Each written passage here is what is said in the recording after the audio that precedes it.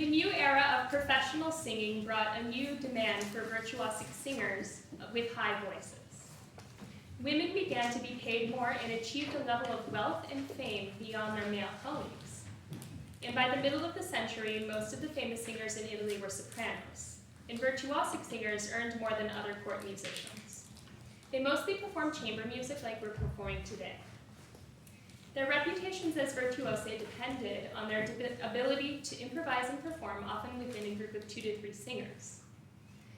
It's an interesting contradiction that it was actually illegal in many cities, including Rome, for women to train their voices. But this did not stop them. Women did perform opera in some cities, but whether the question of whether women should perform in opera remained controversial. Despite the new popularity of the art form, many female singers were concerned about their reputations and refused to perform on the stage, or were not even allowed to perform on the stage. Opera itself had originated in the courts, but performing public opera in theaters was still considered a questionable profession, potentially carrying unwanted associations. Female opera singers were sometimes suspected of being courtesans, and indeed some were. Some were primarily prostitutes with a singing career of only 2 years, for example. However, many were not, and even taking singing lessons could carry sexual connotations, and for women it was illegal in Rome for this reason. But many virtuoses, such as Francesca Katina, Leonora Baroni, trained at home, and some also trained in a convent, which was a sanctioned space for women to sing. Women were paid handsomely once they were trained and successful, but the path to that achievement was blocked at every turn by legal and historical expectations. The Singing Ladies of Ferrara were the first famous all-female ensemble of professional virtuosi at the court of Duke Alfonso of Este. They were called the musica secreta because of the novel and extremely exclusive nature of this chamber music. It was invitation only, only at the court, and very few people got to hear it, but many people heard about it. And this set in motion a trend for female virtuosic singers, but also for class mobility for women. The women who sang in Este at the court in Ferrara, they held a position that was somewhere between courtier and professional musician. And they were expected to make music as well as acceptable conversation at courtly events.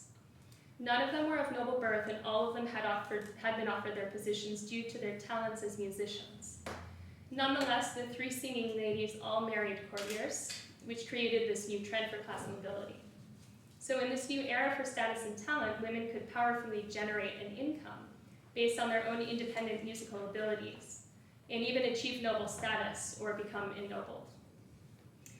Virtuosic singers were so in demand that there were diplomatic dealings among patrons who needed to borrow or lend artists. And in this type of exchange, the singers became a subject of foreign policy. Many singers also learned to play patrons against one another to strategically capitalize on financial opportunities. In an era that saw the systematic and traditional denial of women's independence, females were finding ways to assert themselves.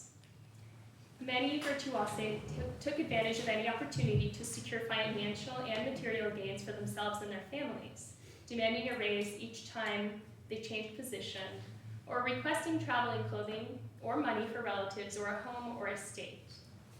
Impoverished girls such as the Roman soprano Caterina Martinelli, who at the age of 13 was inducted into the services of the Duchess of Gonzaga to study with Monteverdi, could find themselves and their families suddenly involved in the aristocratic court and living in accommodations provided by the nobility. One of the most famous female vocalists of this day was Adriana Basile. She was famous in her hometown of Naples, where she performed as a singer, harpist, and guitarist before becoming famous throughout Italy. She was married, and her husband and brother followed her to each position she held. Her husband, who was originally no aristocrat, was made a baron by Duke Vincenzo and given an estate, so Adriana was thus ennobled. Monteverdi complained that he was paid much less than the female singers in the Mantuan court, earning a salary about 1/10 of what Adriana Basile earned during her time there. She landed in Rome to serve the Rossi family after leaving Mantua, where she had been a court virtuosa. And in Rome, she and her daughters performed chamber music together, establishing a reputation as an exceptional group of musicians. They led the lives of noble women thanks to their musical training, exemplary manners, and much praised intelligence. Descriptions of their singing are almost unbelievable in their praise and enthusiasm, and these accounts serve as evidence of the superstar status of this trio. I will recount just a few. After hearing her in Rome, Cardinal Gonzaga wrote that Adriana was more beautiful than anything else. Monteverdi wrote that he heard her sing, play, and speak extremely well, and that she lends the music such power and so special a grace, bringing such delight to the senses. Her voice was described in detail as well. The gentle sighs, discreet accents, moderation in trills, the skillful portamenti, daring falls, soaring leaps, interruptions, onward drive, one tone of voice dying out, giving way to another which shoots up to the stars, stopping the spheres in their tracks, celestial wonders indeed. Adriana Basili trained both her daughters to be professional singers. She never sang staged operas, and also taught her daughters not to. So they only performed at private academies or in their own home. Adriana's daughter Leonora became even more famous than she was.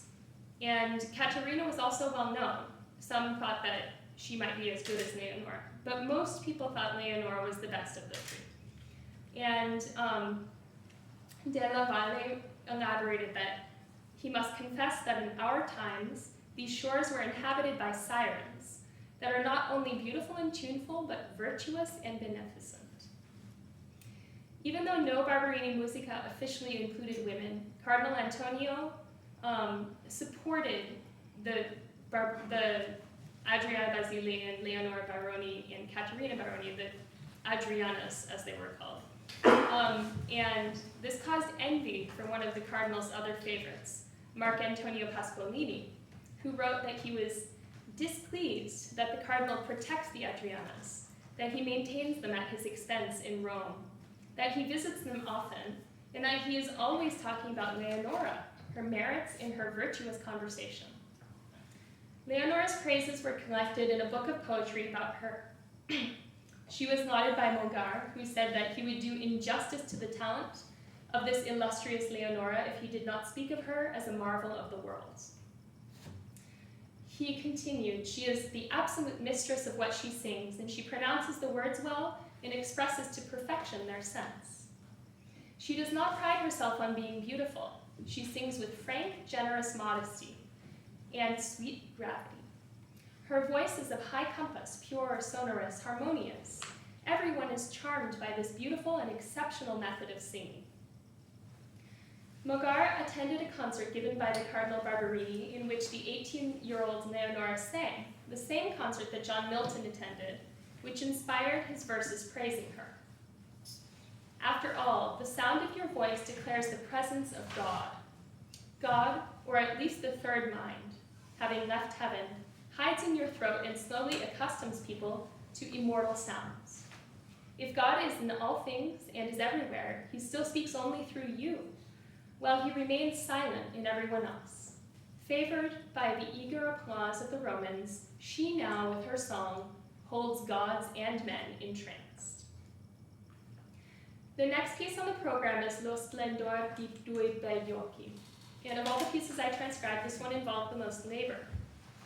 It is a very long piece and a good representation of virtuoso repertoire.